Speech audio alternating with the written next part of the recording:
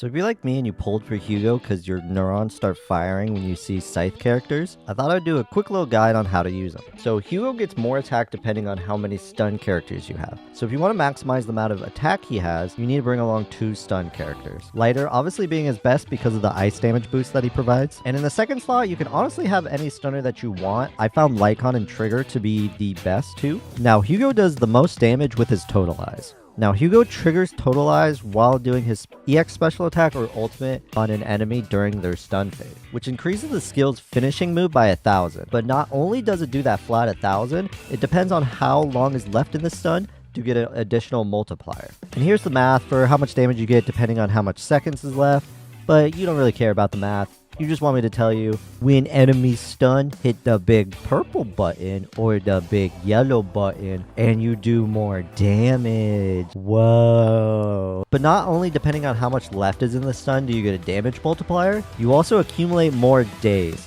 So after that first Totalize, it just becomes faster to stun the enemy. So you really want to try to Totalize as fast as possible to get the most amount of multiplier damage and also to accumulate more days. Now, Hormone Punk is a really good 4-piece for him because it provides him with a lot of attack after getting switched in. The one thing you just have to watch out for with it is that after the 10 seconds are up for the buff, it has a 10-second cooldown. Now, if you are having trouble with that timing, Woodpecker Electro is a good alternative because it's easy to keep that attack buff. Since Hugo is limited to having the enemy stunned as fast as possible, he is limited to what he can do. I found it really difficult to use him against enemies like Bringer. Since you can't stun the arm eye thingy, it felt impossible to kill it in time to skip the sword phase. Also with the Marinette Deadly Assault, it felt a lot faster to kill the dummies with Ellen than it did with Hugo. So even though I do think he is a good unit, I think he is a little limited compared to the other